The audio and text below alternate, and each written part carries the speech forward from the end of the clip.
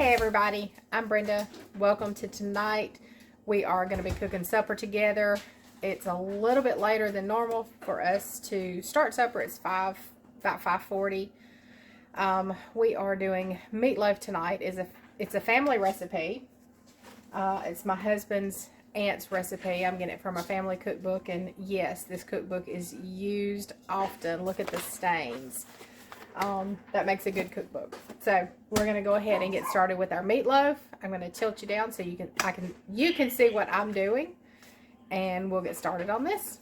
Okay, I am starting with a pound of ground meat, which mine is venison, but you more than welcome to use whatever type of hamburger you want, or ground chuck, 80-20, 70-30, whatever you prefer. I've also got a small onion chopped. Aunt Louise always put a bell pepper. Y'all know, not a fan. I'm not a fan. We're going to go ahead and season this a little bit. We're going to add in some salt. We're going to add in 1 egg. This is to kind of help bind everything together.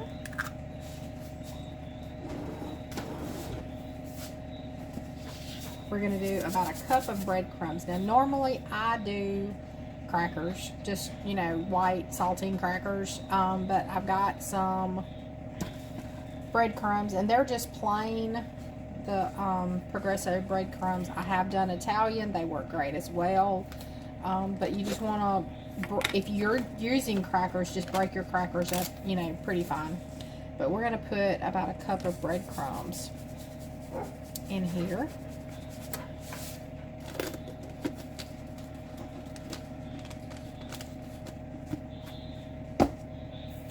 We're going to add 4 tablespoons of ketchup.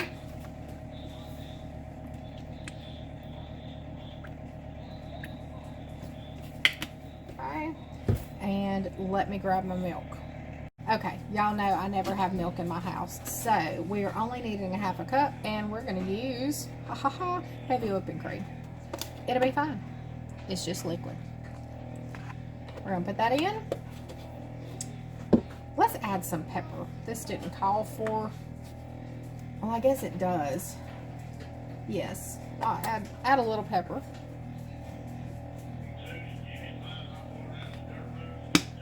All right, let's see if we can get this mixed together. I like to use my little chopper thing. It breaks up everything great. And then we may have to get in there with our hands, but we're going to start with this.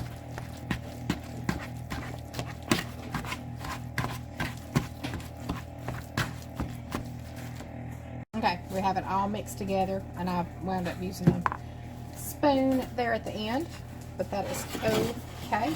I have an 8x8 baking dish. We're going to be baking this at 350. So we're going to get this in here.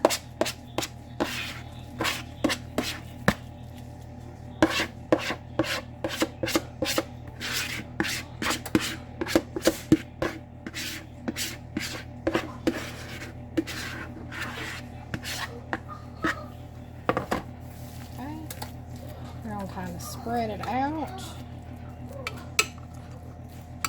Now, Aunt Louise always put a topping on hers, so we have to cook that. So let's get this ready, and then we're going to start on our topping, and it will all go in the oven for about an hour. Okay, we have 4 tablespoons of brown sugar in here.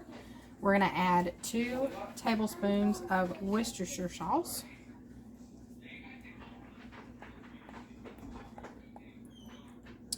One, 2.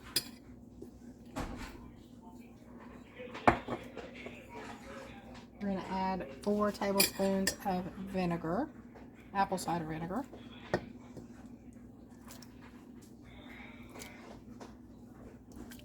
Gives it a little tartness. We're going to add a half a cup of ketchup.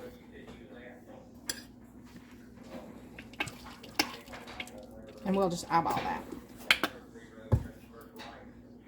Now, it also calls for a little bit of chopped onion, but I did not reserve any onion, so we're going to just skip that. We're going to get all this mixed together. We're going to simmer it for just a little bit until our sugar melts, and then we will pour on top of our meatloaf. So let me get this going. Okay, we have this where we want it. It's just now coming up to a boil, and we don't really want it to boil, so that's why I'm keeping it stirred. But see how it's all come together. Looks nice. It's not supposed to be thick, so don't worry about that. We're gonna take it off of the heat, and let me bring you over as we pour it on top of our meatloaf. Okay, so all we're gonna do, just pour it on top.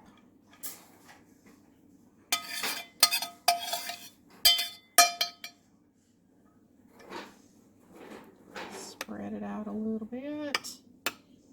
And that's it. We're going to put this in the oven for an hour at 350. I'm going to go ahead and do that, and then we're going to start on our sides that we're going to have tonight. Alright, we have some potatoes diced up. We're going to have cream potatoes. We got about 30 more minutes on our meatloaf. So we're going to do mashed potatoes here, and I just opened up a can of green beans, so we're going to doctor that up a little bit and get that on to cooking. We're going to add salt and just a splash of apple cider vinegar.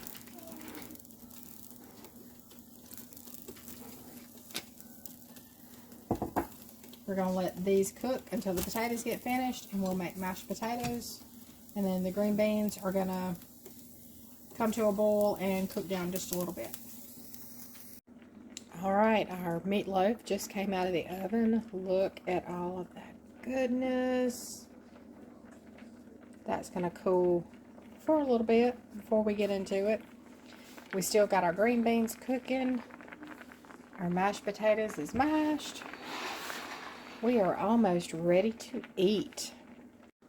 Okay. There is our plate. We are getting ready to dig in.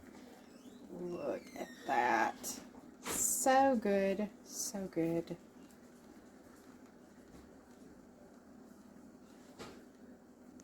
Okay, y'all. Got supper finished. Gonna clean up a little bit and do some other little projects that I've got going on. Anyone know what that is? It's a persimmon. I've never had a persimmon. Hillary had a little customer bring her a bag of persimmons. So I snuck one. We're going to try it, see what it tastes like. Never had one. Seen them growing in the wild. They were always a little bitty. Never one this big. It's beautiful. Anxious to see what this tastes like. So we're gonna try this later on tonight. But supper was great. Thanks for joining us. We really appreciate you. Be sure to like and subscribe. Follow along with us. And as always, thanks for being with us on Life on Goldman Road. Okay, gotta jump back on for just a second. So this is the inside of the persimmon. It is gorgeous.